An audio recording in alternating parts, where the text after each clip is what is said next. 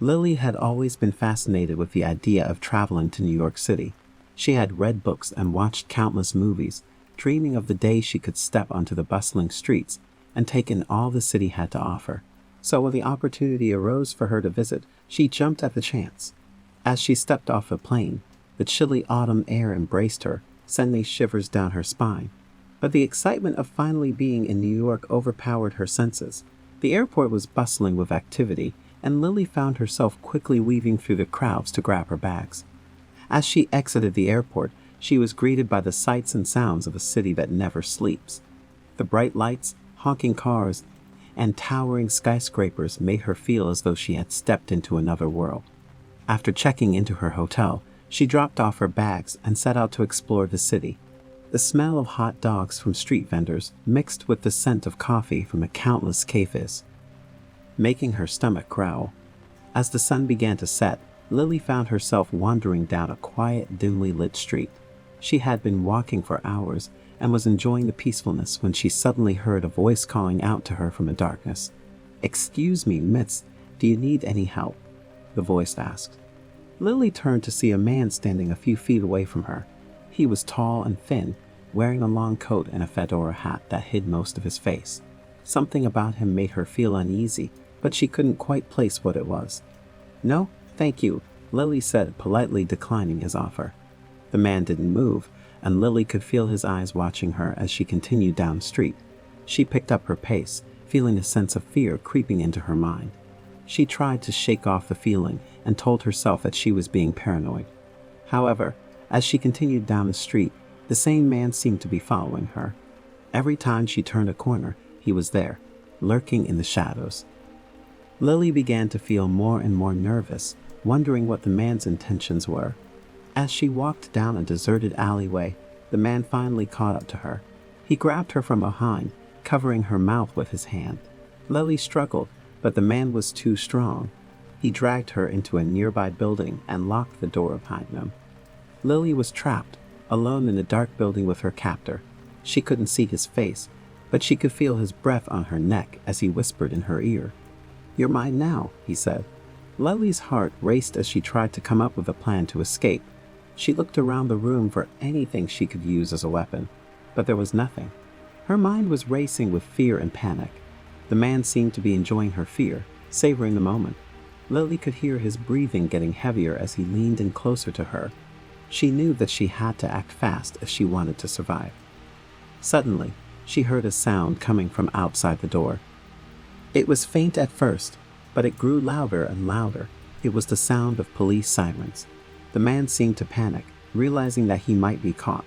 He loosened his grip on Lily, allowing her to break free. She sprinted towards the door, but it was locked. She heard the man fumbling with the lock as she pounded on the door, screaming for help. The lock finally gave way, and Lily burst out of the building, running towards the sound of the sirens. As she reached the street, she saw a police car pulling up to the curb. The man was right behind her, but the officers quickly apprehended him. Lily collapsed on the pavement, tears streaming down her face. The officers took Lily to the hospital, where she was treated for injuries and shock. She couldn't believe what had just happened to her. The thought of what could have happened if the police hadn't arrived in time made her shiver with fear. In the days following the attack, Lily struggled to leave the safety of her hotel room. She couldn't shake off the feeling of paranoia that was haunting her. She was convinced that the man who had attacked her had been watching her every move since she arrived in the city. Lily knew she couldn't stay cooped up in her hotel room forever. She decided to seek professional help to help her overcome her trauma. After several counseling sessions, Lily felt more in control of her thoughts and emotions. One day, while exploring the city, Lily found herself in Central Park. The sun was shining and the birds were singing, and she felt a sense of peace wash over her. She decided to find a quiet spot and sit down to take it all in. As she was taking in the scenery, Lily noticed a man sitting on a bench a few feet away from her. He was tall and muscular, with a rugged beard and piercing blue eyes. Something about him made her feel uneasy, but she couldn't quite put her finger on it. The man noticed Lily looking at him and smiled. He started walking towards her, and Lily felt her heart race. "Hello there," he said, extending his hand. "My name is Tom." Lily hesitated for a moment, wondering if she could trust him. She looked into his eyes, searching for any sign of malice, but all she saw was warmth and kindness. "Hi, I'm Lily," she said, shaking his hand. Tom sat down next to her, and they started chatting. He told her about his life in the city, and she shared her travel experiences. As the conversation went on, Lily felt more and more comfortable around him. Tom offered to show her around the city, and Lily accepted. They spent the rest of the day exploring the city together, laughing and chatting like old friends. As the sun began to set, Tom suggested they go up to the top of the Empire State Building. Lily had always wanted to go up there, so she eagerly agreed. As they made their way to the top, Lily felt a sense of exhilaration wash over her. She was standing at the top of the world, with the man who had made her feel safe and happy for the first time since she arrived in the city. As they were admiring the view, Tom turned to Lily and said, I'm glad we met. I feel like I've known you forever." Lily felt a pang of fear in her chest. She didn't know this man, and yet he had made her feel so comfortable. She wondered if she was being paranoid again, or if her intuition was telling her something she couldn't ignore. Before she could say anything, Tom grabbed her hand and pulled her towards him. He leaned in to kiss her, but she pushed him away. "What are you doing?" she asked, her voice trembling. Tom's expression changed, and Lily could see a coldness in his eyes that she hadn't noticed before. "You're just like all the other girls," he said, his voice dripping with anger. "You think you're better than me." Lily backed away, her heart racing with fear. She knew she had to get away from this man, but she didn't know how. Lily's mind was racing with fear as Tom dragged her towards the edge of the building. She knew that if she didn't act fast, she would fall to her death. With all the strength she could muster, she kicked Tom in the groin, causing him to release his grip. Lily scrambled away from him, crawling on her hands and knees towards the safety of the building. Tom recovered quickly, and he lunged at her again. This time, Lily grabbed a nearby metal pole and swung it with all her might. The pole connected with Tom's head, and he crumpled to the ground, unconscious. Lily took a deep breath, tears streaming down her face as she looked over the edge of the building. The ground was a dizzying 86 floors below her, and she realized just how close she had come to fall to her death. She stumbled away from the edge and made her way down to the ground level. She was shaking with fear and adrenaline as she called the police and reported what had happened. The officers arrived quickly, and they took Tom into custody. Lily was taken to the hospital, where she was treated for shock and minor injuries. After the incident, Lily decided to cut her trip to New York short and return home. She couldn't shake off the fear that had taken hold of her, and she knew that it would take time for her to heal. Despite the horror she had experienced in the city, Lily refused to let it define her. She continued to explore new places and meet new people, knowing that she couldn't let fear control her life. Years later, Lily returned to New York City, and she walked the same streets where she had been attacked. She felt a sense of triumph as she realized how far she had come since that fateful day. As she looked out at the city skyline, Lily knew that she had overcome one of the most terrifying experiences of her life. She had faced her fears head-on and had emerged stronger and more resilient than ever before. It was a dark and chilly evening in New York City. The sound of raindrops could be heard splattering against the pavement as the sun sank below the horizon, casting a dim orange glow over the city. A teenage girl named Emily was making her way home from school. She was tired and anxious to get home before the weather worsened, so she made her way to the subway station. As she descended the stairs to the platform, she noticed that the station was unusually quiet. The only sound she could hear was the distant rumble of an approaching train. Emily quickly made her way to the platform, hoping to catch the train before it left. As she stood there, shivering the cold, she noticed a strange man standing a few feet away from her. The man was tall and thin, with a pale complexion and dark circles under his eyes. He was wearing a long black coat and a wide-brimmed hat that concealed most of his face. Emily couldn't shake the feeling that something was off about him. She tried to ignore him and focus on the train that was now approaching the platform. As the train came to a stop, Emily stepped onto the crowded carriage and found a seat near the back. She felt relieved to be on her way home, but as the train pulled away from the station, She noticed that the strange man from the platform had also boarded the train. He was now sitting directly across from her, staring at her with his dark, soulless eyes. Emily tried to ignore him and bury her head in a book, but she couldn't shake the feeling that he was watching her every move. As the train continued on its journey, the man slowly got closer and closer to her. Emily could feel her heart pounding in her chest as she tried to push herself as far back into her seat as possible. Suddenly, the man reached out and grabbed Emily's arm, causing her to scream out in terror. He leaned in close and whispered something in her ear, but Emily couldn't understand what he was saying. She tried to pull away from him, but his grip was too tight. Just as Emily thought she was going to be trapped on the train forever, she noticed a group of passengers in the next carriage. They had heard her scream and were now making their way towards her. As they approached, the man quickly let go of Emily's arm and made her run for it. Emily was left shaking and terrified, but she felt grateful to be safe. As the train pulled into her stop, Emily quickly made her way off and ran the rest of the way home. She didn't sleep at all that night, replaying the terrifying events in her head over and over again. The next day, Emily went to the police and reported what had happened to her. They told her that they had received similar reports of a strange man on the subway, but they had yet to catch him. Emily was relieved to know that she wasn't alone, but she still couldn't shake the feeling that he was out there, lurking in the shadows, waiting for his next victim. Days turned into weeks, and Emily slowly started to forget about the incident. That was until one day, while walking home from school, she saw the man again. This time, he was standing at the end of her street, watching her every move. Emily ran back to her school, frantically telling her friends and teachers what she had seen. The police were called once again, but by the time they arrived, the man was nowhere to be found. Emily was left feeling even more terrified than before, wondering if the man would ever be caught. It wasn't until months later that the police finally caught the man. He was a serial killer who had been targeting young girls on the subway and on the streets of New York City. Emily couldn't believe it.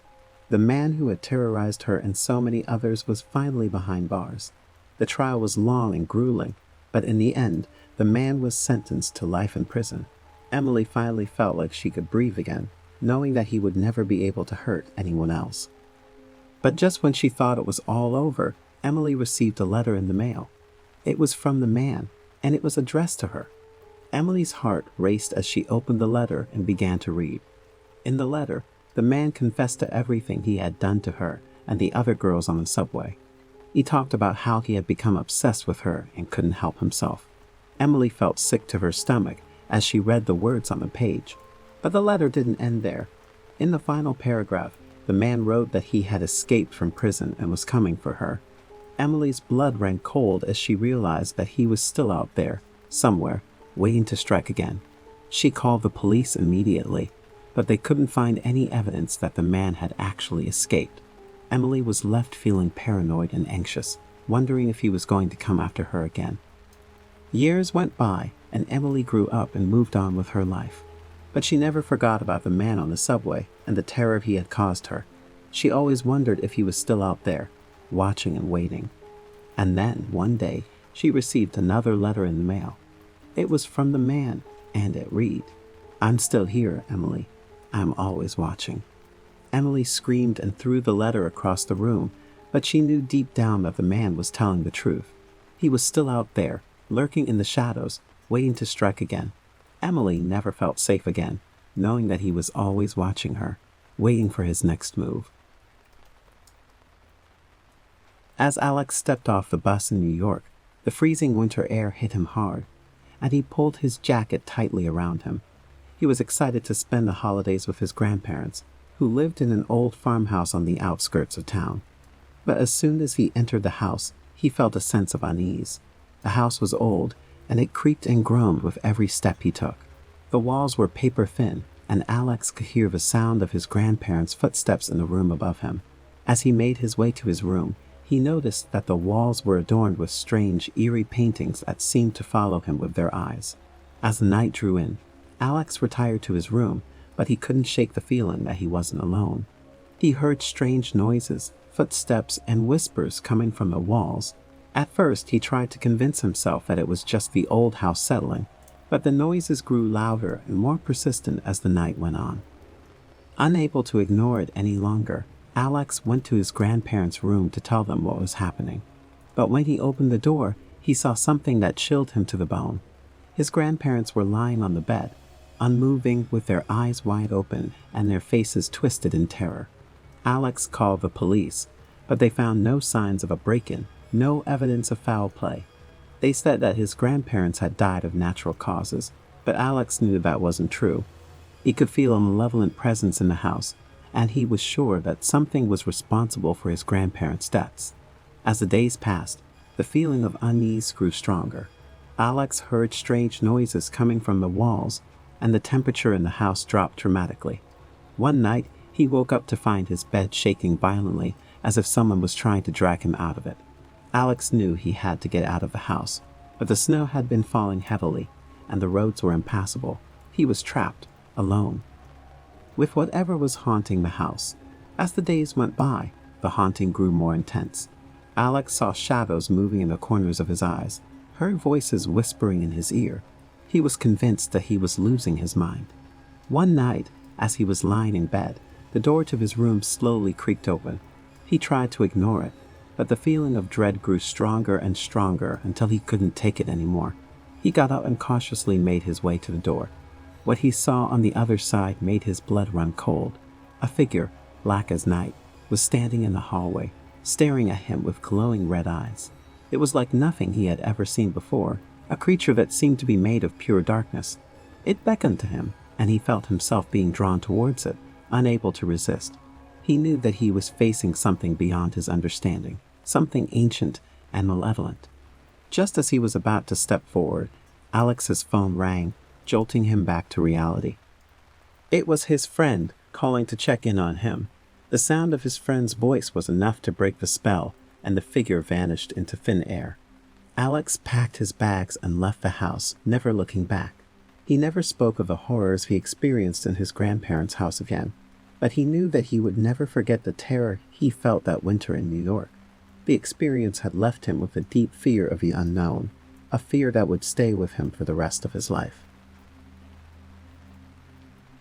New York City, known for its bustling streets, bright lights, and endless opportunities, was the city where Alice Thompson had chosen to build her life. The 31-year-old woman had a successful career in marketing and a cozy apartment in Brooklyn. She was the embodiment of the modern, independent woman. Life had been nothing but a series of accomplishments for her, but little did she know, her life was about to take a dark turn. It was a chilly October evening, and Alice had just returned home after a long day at work. She prepared herself a cup of tea and sat on the couch to catch up on her favorite TV show. As the night wore on, she felt a strange sensation creeping up on her, as if she were being watched.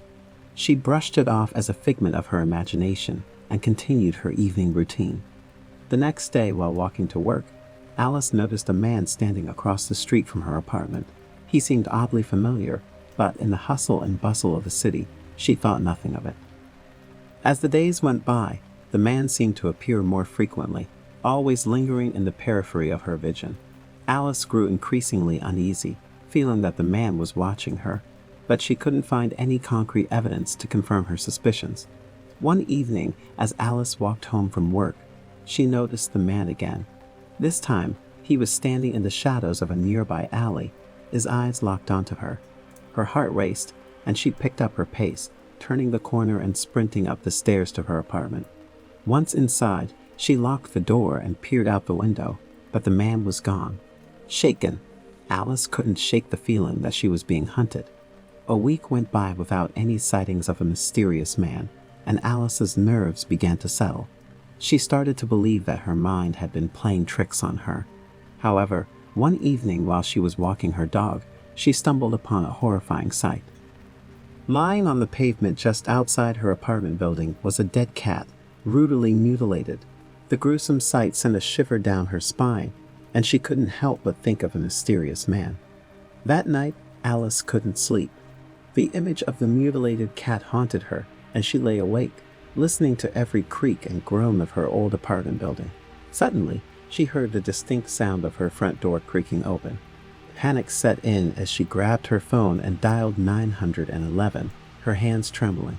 She whispered her address to the operator and stayed on the line, praying that help would arrive in time. Alice could hear the intruder moving through her apartment, each footstep echoing in the silence. She hid in her bedroom closet, heart pounding in her chest. As the footsteps approached her room, she braced herself, knowing that she would have to fight for her life. The door to her bedroom creaked open, and the intruder stepped inside. Alice could see him through the slats of the closet door, the dim moonlight casting eerie shadows on his face. He was tall and lanky, his features gaunt and cold. It was the man who had been stalking her for weeks. With a surge of adrenaline, Alice burst from the closet, catching the intruder off guard. The two grappled, and she managed to land a few powerful blows, stunning him momentarily. The sound of sirens in the distance signaled that help was on the way. The intruder, realizing he had been thwarted, made a run for it, disappearing into the night. When the police arrived, they found Alice shaken but alive. She described the intruder and the events of the evening, and the officers took her statement with grave concern. They informed her that there had been a string of unsolved murders in the area, all with a similar modus operandi. The victims had been stalked for weeks before being brutally killed in their homes. The police advised Alice to stay with a friend or family member until they could apprehend the suspect. She agreed and decided to stay with her sister in Manhattan. As the days turned into weeks, Alice tried to rebuild her sense of security, but the thought of the man who had invaded her home continued to haunt her. The police had been unable to find any leads, and the case began to grow cold. One day, while Alice was at work, she received a chilling phone call. The voice on the other end was distorted, but she recognized it immediately. It was her stalker. He taunted her, saying that he knew where she was and that he would find her no matter where she hid. Alice slammed the phone down, her heart racing, and called the police to report the incident. The detective assigned to her case, Detective Marcus, assured her that they were doing everything they could to find the man responsible. He encouraged her to be vigilant and to report any suspicious activity. Alice, feeling helpless and terrified, decided to take matters into her own hands. She began researching self-defense techniques and enrolled in a Krav Maga class, determined to protect herself. As the weeks went by, she grew stronger and more confident in her abilities. Alice knew that she would be ready if her stalker ever dared to confront her again. 2 months had passed since the incident, and Alice had returned to her apartment in Brooklyn.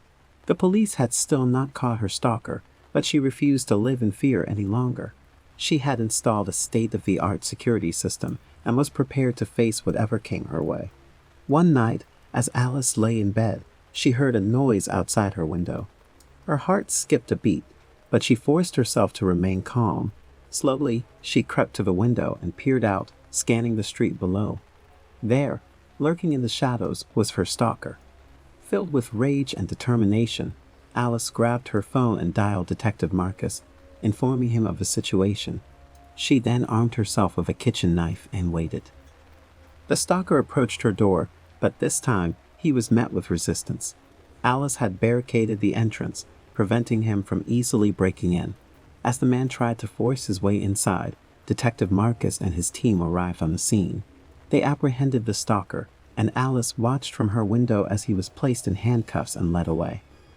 It turned out that the man was a notorious serial killer who had been eluding the police for years. His capture made headlines, and Alice was hailed as a hero for her bravery and determination. While the experience had been harrowing, it had also changed her, making her stronger and more resilient than ever before. In the end, Alice Thompson emerged from the darkness as a survivor, determined to live her life without fear. The silent stalker had been brought to justice, and Alice's nightmare had come to an unexpected and triumphant end. Jenna, a 28-year-old woman with auburn hair and bright green eyes, had recently moved to York for a fresh start. She was slowly getting acquainted with the city and often enjoyed evening walks through Central Park. The park was an oasis during the bustling city, with winding paths, manicured gardens, and towering trees. One evening, Jenna decided to take her usual walk through the park. She bundled herself up in a warm coat, grabbed her phone, and set off into the cool night. The park was quiet, with only a few people strolling along the paths or sitting on the benches, lost in their thoughts. As Jenna walked further into the park, she noticed a man sitting on a bench, his face hidden under the hood of his jacket. She thought nothing of it at first, but as she continued, she couldn't shake the feeling that she was being watched. The man's gaze seemed to follow her every move, causing her to feel uneasy. Jenna decided to take a different route to shake off her unease. She veered off the main path and began walking through a more secluded area, lined with trees and thick shrubbery. Despite her change of course, Jenna couldn't escape the feeling that someone was following her. She quickened her pace, trying to put some distance between herself and the unknown presence. Jenna heard the unmistakable sound of footsteps behind her. Fear gripped her heart as she realized she was not alone. Her breathing grew shallow and her pulse raced. She turned a corner and broke into a run, desperate to escape the pursuer she could no longer ignore. Her legs pumped as she sprinted down the path, the darkness swallowing her whole. Jenna's terror was palpable, her heart pounding in her chest as she glanced over her shoulder. She could just make out the shadowy figure of a man, his hood still obscuring his face, gaining on her. Gasping for breath, Jenna stumbled upon a small clearing, surrounded by tall trees that seemed to block out any light from the outside world. Her thoughts raced, trying to find a way to escape the nightmare that was unfolding. She spotted a narrow path that led deeper into the park and darted towards it, hoping to evade her pursuer. The path was overgrown, branches and thorns scratching her face and arms as she pushed through the underbrush. Jenna could hear the man's footsteps getting closer, her fear threatening to overwhelm her. She stumbled and fell, her hands sinking into the damp earth as she tried to regain her footing. Jenna's breath caught in her throat as she felt a strong hand grip her shoulder. She screamed, thrashing in an attempt to break free. The man's grip was unyielding, and he yanked her to her feet, his face inches from hers.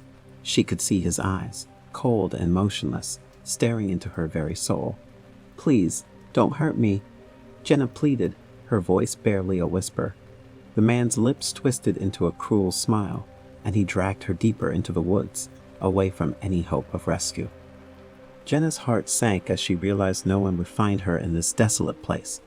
Hours passed, and Jenna's abductor forced her further into the park. Her body ached from the relentless march, and she could feel her hope slipping away. The man was silent, never uttering a word or revealing his intentions. As dawn approached, the man guided Jenna to a small, decrepit shack hidden amongst the trees. The windows were boarded up, and the door hung crooked on its hinges. Jenna's heart raced as she imagined the horrors that awaited her inside. The man roughly shoved Jenna through the door, and she stumbled into the darkness. The air was thick with the smell of dampness and decay. Jenna's eyes slowly adjusted to the dim light, revealing the shack's interior. The walls were covered in newspaper clippings, strange symbols, and old photographs. The floor was littered with discarded items and debris, making it difficult to find a clear path. Jenna's captor began to rummage through the clutter, searching for something. As he did, Jenna's eyes fell upon a small rusted knife that lay amongst the debris. She knew that this might be her only chance to escape. Her heart raced as she carefully reached for the knife, praying that the man wouldn't notice her movement. Her fingers finally closed around the cold metal, and she gripped it tightly, feeling a small surge of hope. Jenna steeled herself and watched as the man continued to search, his back to her. She took a deep breath, gathered her courage, and lunged at him. The man turned just in time to see Jenna's desperate attack. He tried to dodge her strike, but the knife found its mark, slashing across his forearm. He cried out in pain, his eyes filled with rage as he glared at Jenna. "You're going to pay for that," he snarled, grabbing her by the hair and slamming her against the wall. Jenna's vision blurred, her head throbbing from the impact. She could feel the warm blood trickling down her face, but she refused to give up. As the man lunged for her again, Jenna sidestepped, using his momentum to send him crashing into the wall. The knife slipped from her hand, clattering to the floor. Seizing her opportunity, Jenna raced toward the door, her heart pounding in her chest.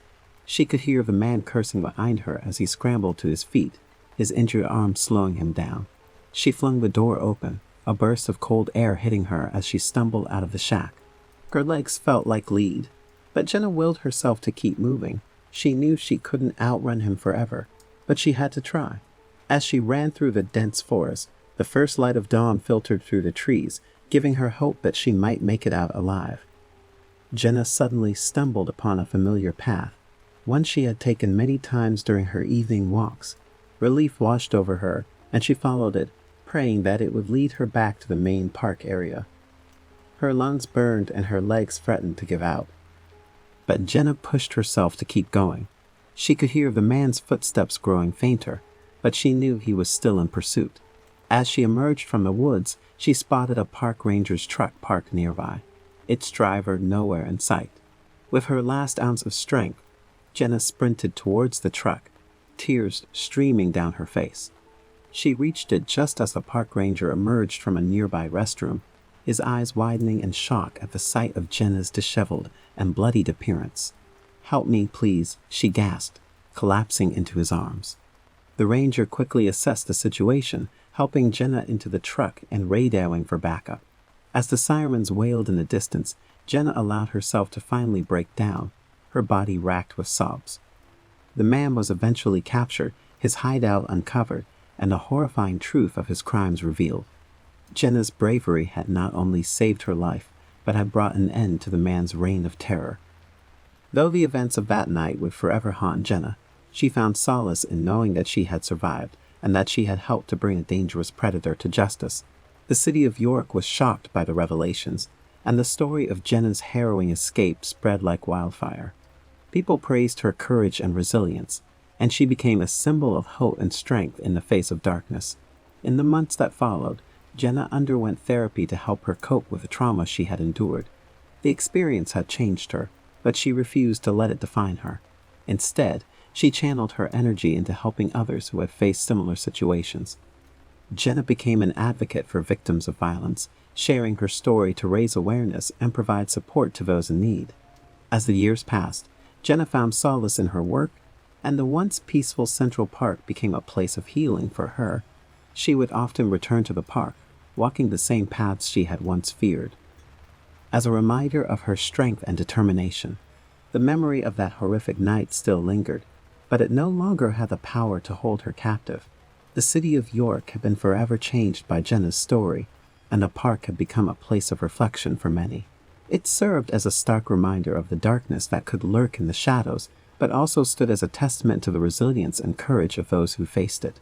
And so, Jenna's life took on new meaning, her purpose forged from the fires of her terrifying ordeal. She continued to be a beacon of hope and strength for others, her spirit unbroken and her resolve unwavering.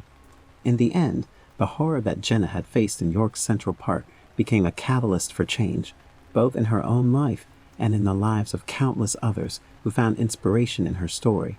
And although the scars of that night would remain with her forever, Jenna knew that she had emerged stronger, wiser, and more resilient than ever before.